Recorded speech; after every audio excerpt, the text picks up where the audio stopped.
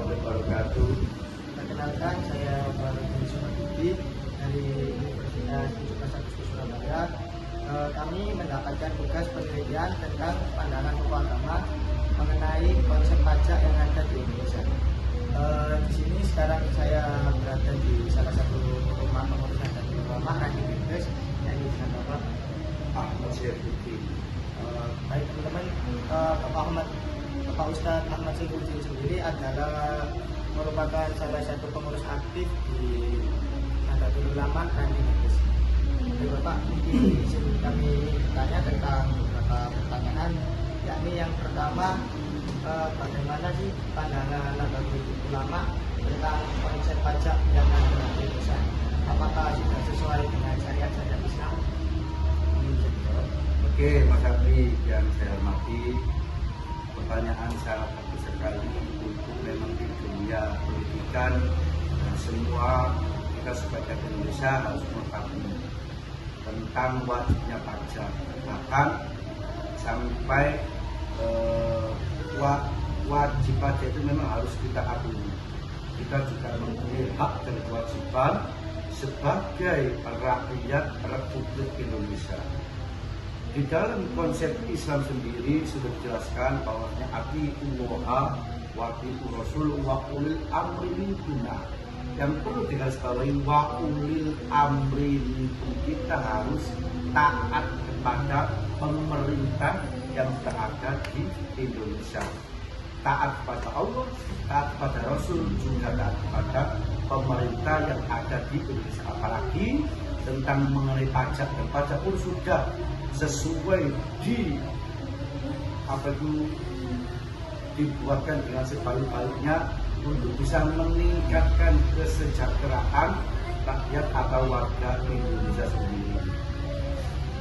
Terus pajak yang wajib dibayar berdasarkan perintah langsung dari Al-Quran dan hadis. Ya. Sedangkan kewajiban membayar pajak hanya berdasarkan pada pemerintah yang secara langsung untuk diumumkan kepada warganya. Jadi insya Allah sudah sesuai konsep dengan aturan agama Islam, sesuai dengan apa yang sudah diperundang-undangkan oleh pemerintah, dan insya Allah halayak umum warga Indonesia pasti akan mengetahui hak dan kewajiban. Kewajiban apa? Kita setiap tahunnya contoh harus membayar pajak kendaraan, pajak motor, pajak mobil, ataupun PBB yang harus kita tabungi, yang harus kita laksanakan. Itu Mas Habibie, jawaban singkat dari saya. Nanti memang kalau Mas Habibie ada kekurangan dan mau tambahi, ya silakan. Ini saja yang bisa kami jawab untuk sementara ini. Terima kasih. Baik, Ustaz Syefuddin. Mungkin lanjut ke pertanyaan yang kedua, yakni apakah ada langkah konkret yang dilakukan Nahdlatul Ulama untuk meningkatkan kesadaran masyarakatnya untuk jamaah Nahdlatul Ulama itu sendiri untuk meningkatkan kesadaran pajak? Kalau langkah-langkah dilakukan oleh organisasi Nahdlatul Ulama itu satu, biasanya di setiap kali rutinan atau ada sebuah organisasi yang dinamakan Lailatul Istimewa itu dilaksanakan oleh jamaah Nahdlatul Ulama di satu minggu sekali, dan itu pun bertepatan pada hari Jumat malam Sabtu, yang dimana warga Nahdliyin selalu mengadakan yang namanya rutinan.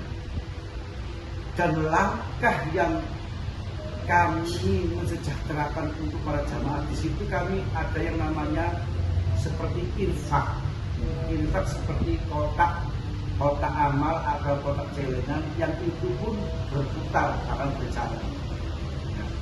Bukan hanya di suatu kegiatan dari organisasi Nahdlatul Ulama, tapi dari masjid contoh, istilah di masjid seperti Al-Barakah, dari masjid Al-Hikmah.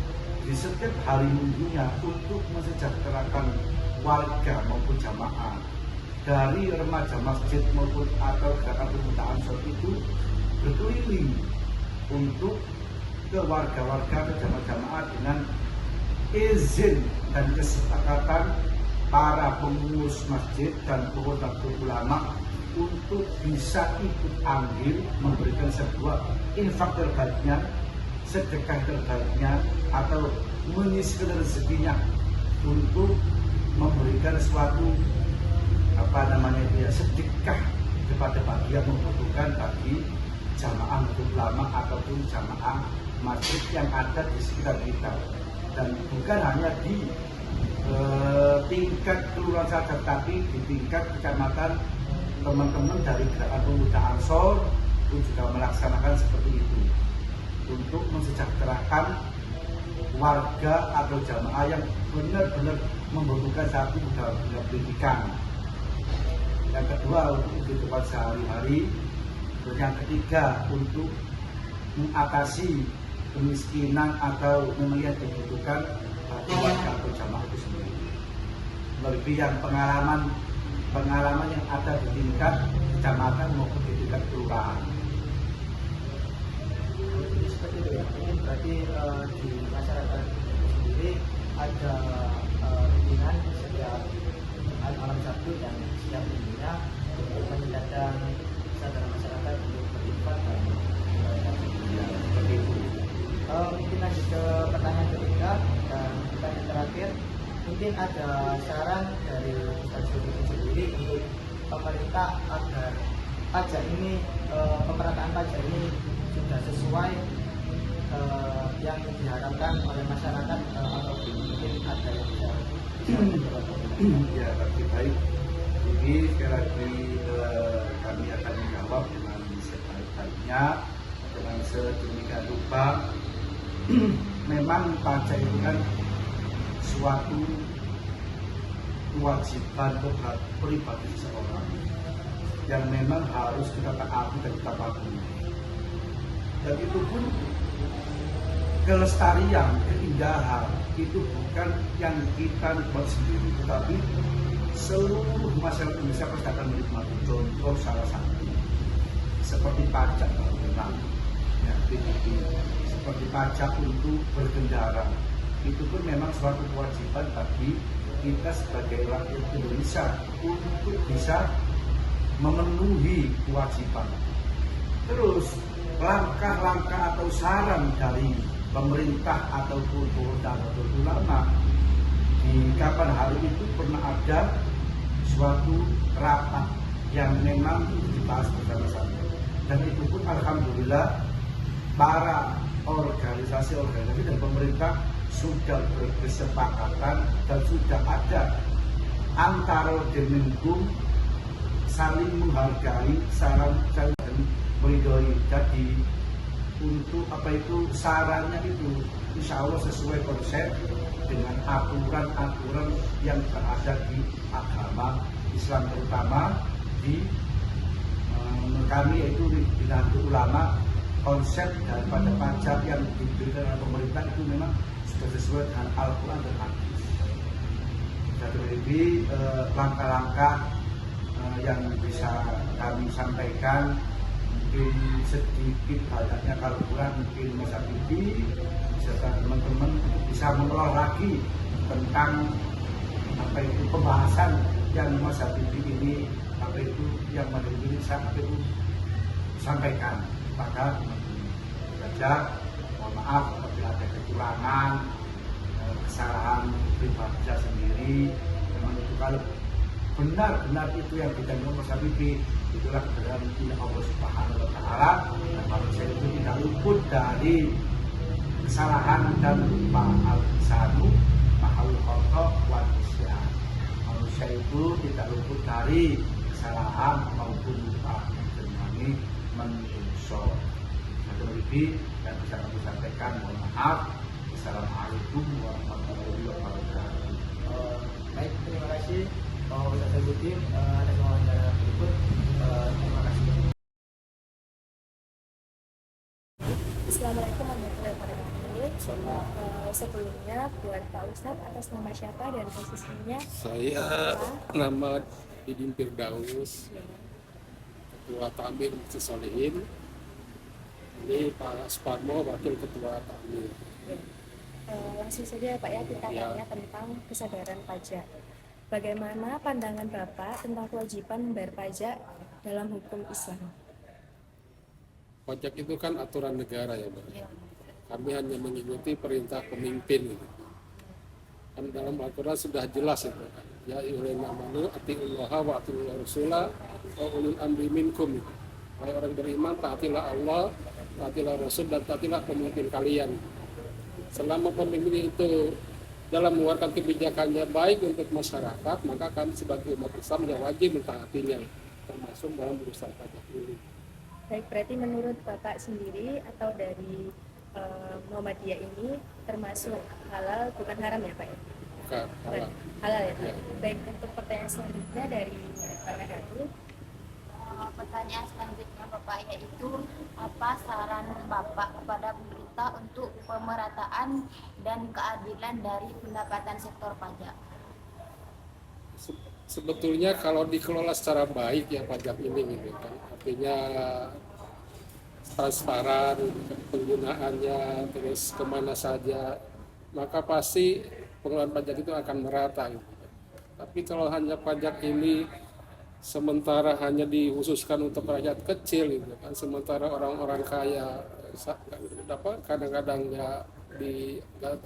nggak jelas dalam soal pajaknya, kadang-kadang sering dikurangi gitu kan. Maka ya sampai kapanpun masalah pajak itu tidak akan merata untuk pembangunan di tengah-tengah masyarakat. Jadi sebaiknya menurut saya gitu kan harus transparan masalah pajak ini. Baik orang-orang konglomerat, baik orang rakyat biasa, kalau memang itu kena wajib pajak ya harus patuh, jangan disembunyikan gitu. Jangan rakyat ditekan harus bayar pajak, sementara yang orang besar kadang-kadang disembunyikan. Itu yang menyebabkan tidak merata pembangunannya. Baik, mungkin itu pendapat dari Bapak ya. Ya. Terima kasih banyak atas wawancaranya. Baik, sebelumnya saya perkenalkan diri saya. Nama saya Rolina Sinaga dari mahasiswa UNTAK. Untuk pertanyaan yang pertama, apa saran Anda kepada pemerintah untuk pemerataan dan keadilan dari pendapatan sektor pajak? Ini menurut ini ya masyarakat ya. Saya sebagai masyarakat mestinya ya dimanfaatkan oleh masyarakat karena itu dari masyarakat. Seperti tadi Pak Ketua Tamir sampaikan bahwa jangan dimonopoli, jadi transparan dari masyarakat untuk masyarakat.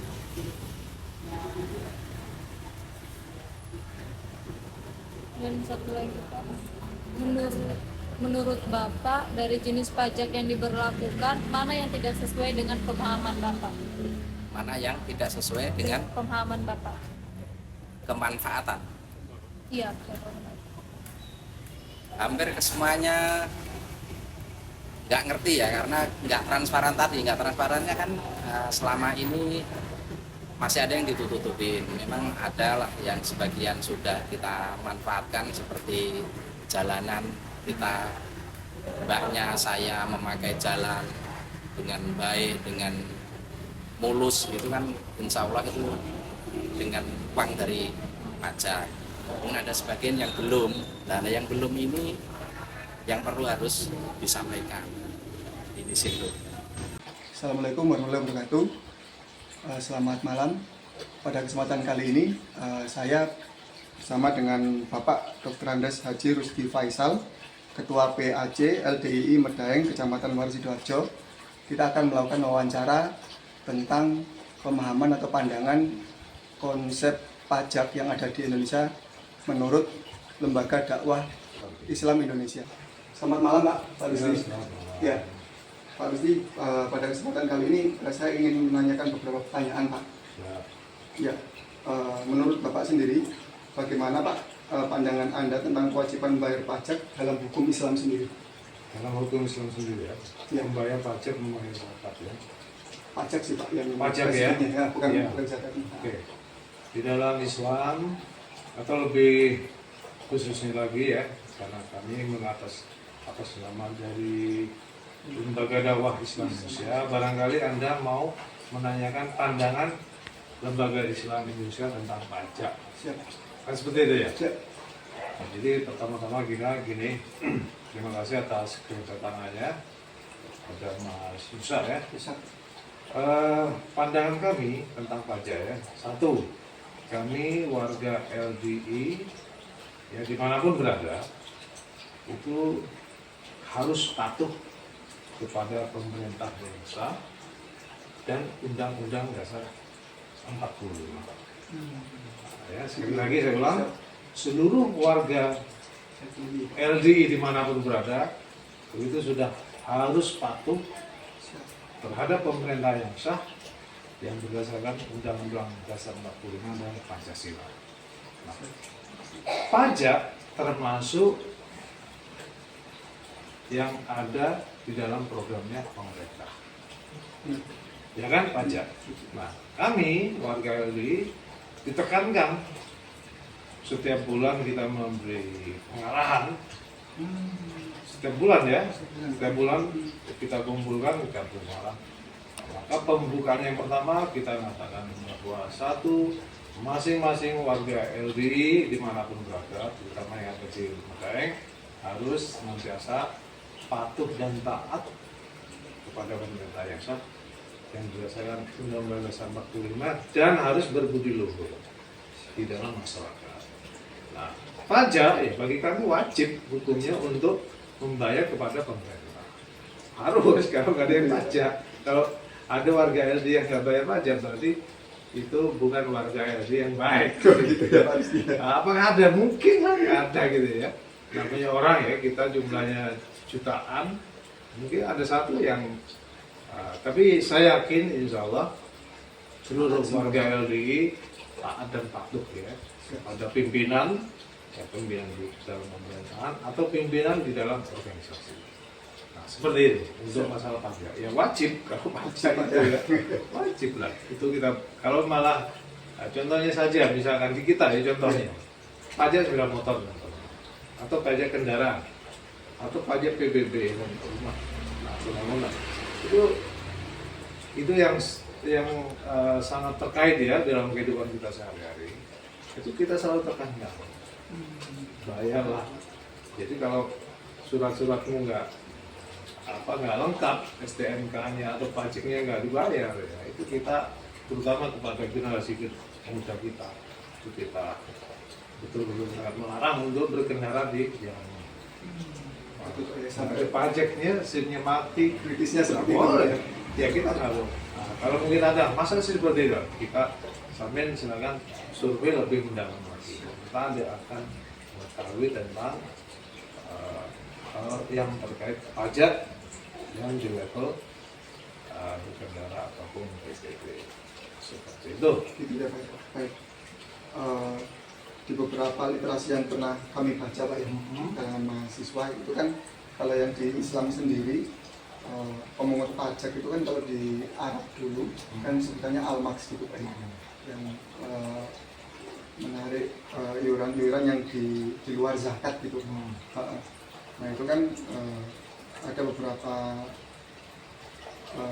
literasi yang kami baca baik hadis maupun ini yang menurut mereka kan karena al-maks itu memungut yang di luar zakat, itu Nabi pernah mengatakan bahwa pemungut pajak itu pada waktu itu Pak ya dianggap diharamkan dan dimasukkan ke neraka. Kalau yang pemahaman Pak Rizky sendiri seperti apa? Seperti zakat ya tadi yang pajaknya yang waktu itu, yang al-maksnya. Kalau zakat kan memang diwajibkan dulu Pak ya. Jadi kita mengikuti aturan dari pemerintah. Itu masalah pajak. Kita tidak ada aturan lain yang kita ikuti. Berarti langsung kalau masalah pajak ya. Tidak ada aturan lain yang kita ikuti terkait dengan pajak. Karena kita hidup di NKRI di Indonesia, kita harus seperti yang saya katakan tadi, kita harus mengikuti dan patuh kepada pemerintah yang sah. Ya, kalau ada aturan yang berbeda, kita ikuti. Seperti apa? Kan kalau memang sudah di amandemen. Gitu ya. Tapi kalau misalkan ada seperti pungutan lain ya, terkait pajak, tapi pajak itu tapi pemungutnya bukan pemerintah gitu ya. Ya kita nggak bayar lah.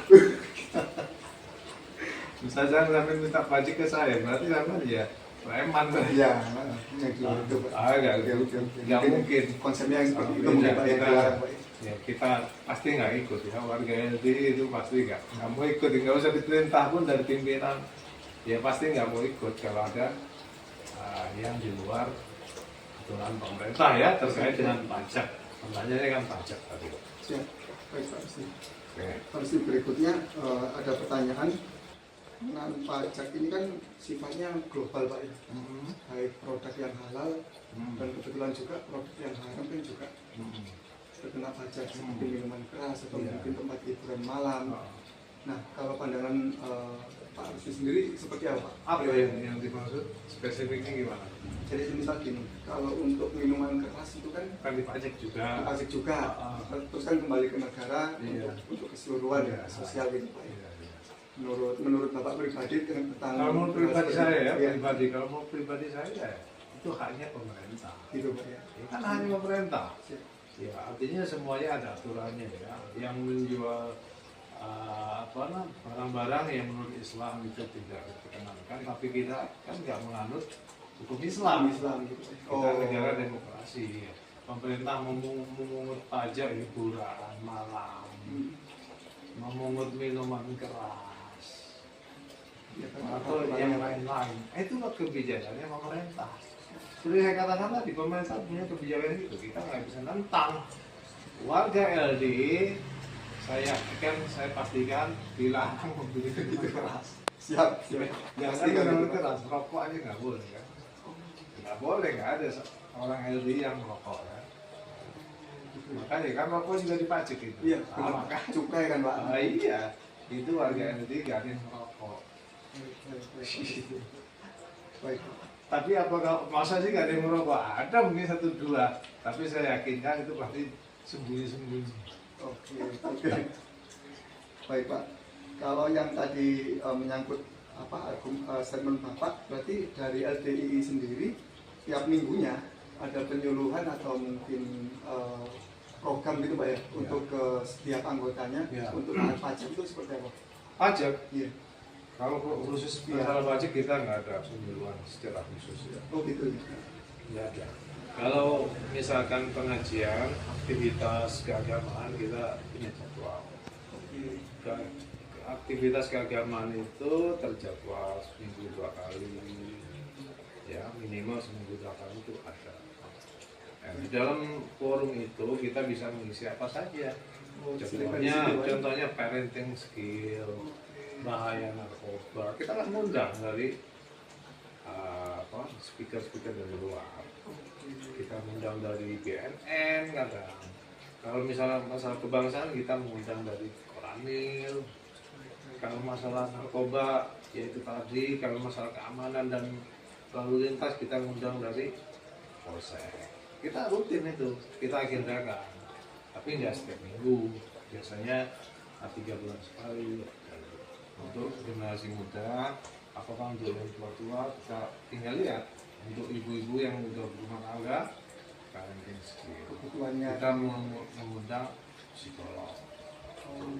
Tapi kalau tidak ada acara itu, kita hanya pengajian, mengkaji Quran dan hadis. Seperti itu. Bukan khusus pajak. Enggak, kita nggak pernah memberi penyuluhan tentang pajak. Kita bukan yang berwenang kan kalau untuk masalah pajak. Tapi yang jelas untuk taat pajaknya, intinya kita memerintahkan dan mewajibkan seluruh warga LDI untuk taat dan patuh kepada pemerintah. Pemerintah mana? Bukan hanya itu, sampai level bawah RT harus diikuti. Makanya kalau ada RT seperti ini harus diikuti. Makanya kalau ada acara apa-apa di level RT, warga LDI insya Allah selalu terlibat. Kalau Anda orang Medaeng, itu salah tahu ya. Di sini kegiatannya kan LDI selalu bersih-bersih selokan, dengan Pak PJ itu ya. Seperti itu. Tapi kalau khusus pajak kita menyuruh tidak. Tapi secara singkat bahwa kita warga LDI adalah warga yang akan membayar pajak. Siap. Kalau ada yang enggak, itu beda. Baik Pak Rusdi, mungkin pertanyaan terakhir Pak Rusdi. Terakhir ya? Ya ini. Oh, udah mau selesai dong.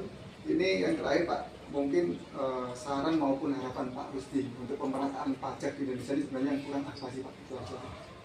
Kalau pemerataan pajak, sosialisasi untuk bayar pajak saya kira dari pemerintah sudah sangat masif ya, sudah sangat gencar. Nah, tetapi setelah membayar pajak, harapan kami ya jangan dikorupsi gitu aja. Itu, Pak, ya. Intinya itu Pak ya. Itu aja. Jangan dikorupsi supaya distribusinya ke masyarakat itu nyampe gitu. Kalau udah dikorupsi kan nggak nyampe ke bawah, netes pun enggak gitu. Baik, baik. Kan gitu. Nah, saran saya sih cuma itu, harapan ya, bukan saran nih, harapan. Janganlah dikorupsi uang pajak itu. Kita udah bayar kan, kita suruh bayar pajak, bayar kita, taat. Ya telat 1 hari pun kalau saya udah grogi gitu kan. Masa itu udah dibayar malah dikorupsi gitu kan. Nah kita gelo kan kalau seperti itu. Saya kira itu pandangan, pendapat dan harapan, bahkan mungkin saran saya ya terhadap yang terkait dengan perpajakan yang sampai tanyakan tadi. Siap. Saya kira itu. Siap. Oke, saya kira sudah cukup semua Pak Rusdi. Saya terima kasih sambutan dan ininya keramahannya. Saya kira cukup. Saya akhiri untuk sesi wawancara kali ini. Selamat malam. Assalamualaikum warahmatullahi wabarakatuh. Assalamualaikum warahmatullahi wabarakatuh.